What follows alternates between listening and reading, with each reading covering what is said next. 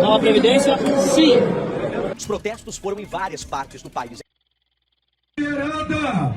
Não começarão a vir aqui na frente, não permitirei isso, não permitirei. Vocês falam de liberdade de expressão e processam o Danilo Gentili, então serve para os outros e não para vocês. Sentem-se, por favor, sentem-se e controlem-se. O senhor é tigrão quando é com os agricultores, com os professores, mas é tchutchuca quando mexe com a turma mais privilegiada do nosso país. Vocês estão há 4 mandatos no poder, por que não botaram imposto sobre dividendo? Por que deram benefícios para bilionários? Por que deram dinheiro para a JBS? No ano passado nós gastamos 700 bilhões com a Previdência, e que é o passado, né? Que são os nossos idosos. E nós gastamos 70 milhões com a educação, que é o nosso futuro.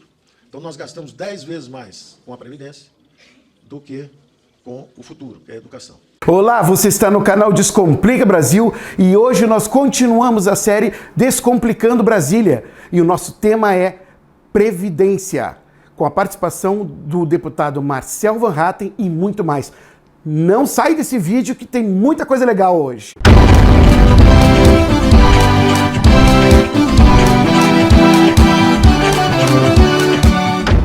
Gente, todo mundo sabe que a pauta da reforma da Previdência tomou até agora de fevereiro até julho desse ano, de 2019. E para a gente poder entender os pontos e contrapontos, nós vamos usar uma linha do tempo. A nossa linha do tempo começa quando o presidente Bolsonaro e o ministro da Economia, Paulo Guedes, entregam para o presidente da Câmara, Rodrigo Maia, e o presidente do Senado, Davi Alcolumbre, o projeto original da nova Previdência. A partir daí, a gente tem a resposta da oposição, que foi começar a construir a narrativa que esse projeto, que na verdade vai beneficiar a população mais pobre, iria prejudicar o trabalhador. Em março, o projeto da nova Previdência vai para a CCJ para começar a ser discutido o relatório. E aí começa a oposição tentar obstruir, fazem atos contra a Previdência. Companheiros e companheiras!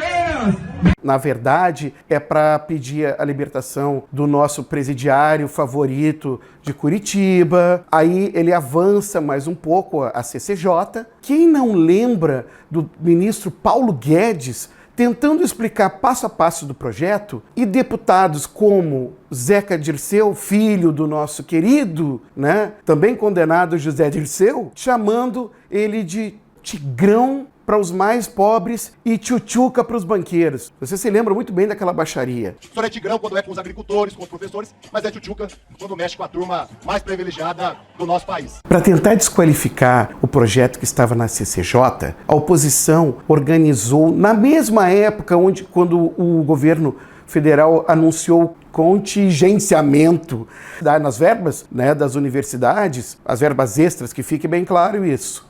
Ninguém tirou dinheiro da educação. Então o que a esquerda fez? Pegou, fez uma manifestação que eles chamaram de corte e, segundo relatos e cobertura da imprensa brasileira, muitos estudantes foram coagidos a ir, como lá na USP, e eles chegaram lá e aqueles que foram por livre e espontânea vontade e ficaram frustrados. Tem vários estudantes dizendo, gente, mas eu vim aqui pela educação e só tem Lula livre, e fora a Previdência, enfim. Aproveitando a onda da mídia esquerdista dizendo que os cortes são absurdos e aquelas manifestações, o que a oposição fez? Colocou uma entrevista que o Lula deu ao El País e à Folha de São Paulo, vitimizando ele e dizendo da preocupação dele com essa terrível reforma da Previdência que ia prejudicar os trabalhadores. Em contrapartida,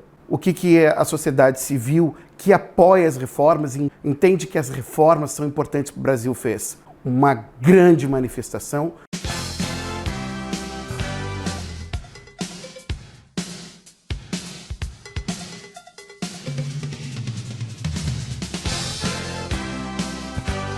Até para mostrar para os deputados que estavam lá, continuando trabalhando na CCJ, que sim, nós queríamos que o Brasil andasse, nós precisamos dessa reforma. Então foi uma manifestação de apoio.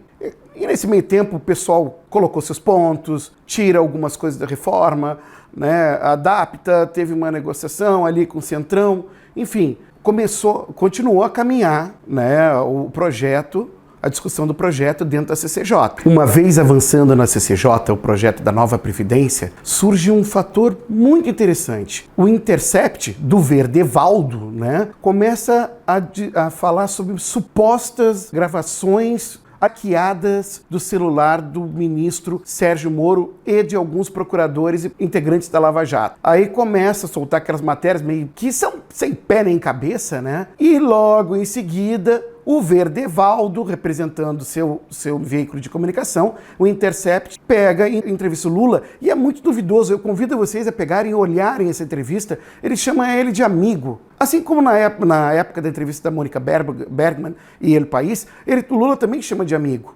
E ele lê as perguntas e as respostas antes, muito duvidoso. Dá uma olhada nisso. No meio dessa confusão toda, finalmente passa o texto na CCJ, com 48 a favor e 18 contra. Quórum 66, todos os deputados membros votaram.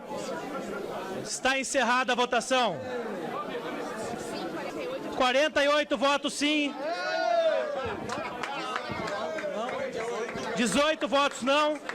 0 abstenções. Aprovado o parecer do relator. E aí existe uma grande manifestação que muitos de nós fomos. Eu estive, e garanto que vocês também, antes de passar para a comissão especial, né? Que foi aquela manifestação do dia 30 de junho, se eu não me engano. E aí, apesar de todo o trabalho de parte da mídia e dos militantes que arranjaram uma narrativa para chamar de sua, foi para plenário e passou no primeiro turno. Foi uma primeira vitória. Agora, a entrevista do deputado Marcel Van Hatten, diretamente da Câmara dos Deputados, lá em Brasília. A reforma da Previdência é fundamental, em primeiro lugar, para que a gente tenha uma saída para essa crise econômica em que o Brasil está enfiado há tanto tempo. Nós precisamos equilibrar as nossas contas e, principalmente, os mais pobres não podem ser atingidos. Por isso mesmo que na proposta encaminhada pelo governo, quem ganha menos vai contribuir ainda menos do que contribui hoje. Vai passar a contribuir, em vez de 8% sobre o seu salário, quem recebe até 2 salários mínimos, vai passar de 8% para 7,5%. E quem pode mais, contribui com mais. Inclusive para combater privilégios. Aqui na Câmara dos Deputados, inclusive, deputados não vão mais poder aderir a um regime especial de aposentadoria. Vão se aposentar pelo INSS como qualquer cidadão. Assim, nós podemos fazer justiça no sistema previdenciário. Quem pode menos, contribui com menos. Quem pode mais, contribui com mais. E dando para todo mundo esse sinal de que o Brasil está equilibrando suas contas, podemos atrair mais investimentos, recuperar a credibilidade das próprias empresas e dos empreendedores brasileiros e fazer com que haja mais empregos e mais desenvolvimento. Diferentemente do que alguns diziam, as manifestações do dia 26 foram majoritariamente a favor das reformas e não para defender pautas antidemocráticas. Pelo contrário, pequenas minorias muito localizadas podem ter feito isso, mas praticamente passaram despercebidas. O que houve foi uma massa popular pedindo pela reforma da Previdência, pela aprovação da lei anticrime do juiz Sérgio Moro, que hoje é ministro da Justiça, e, claro, que o Congresso apoie e aprove essas medidas.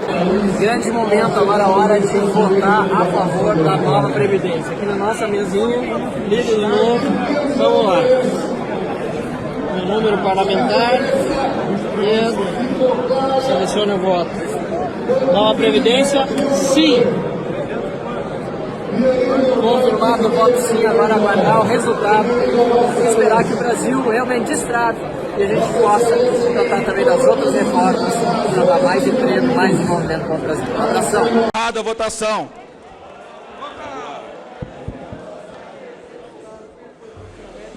Presidente.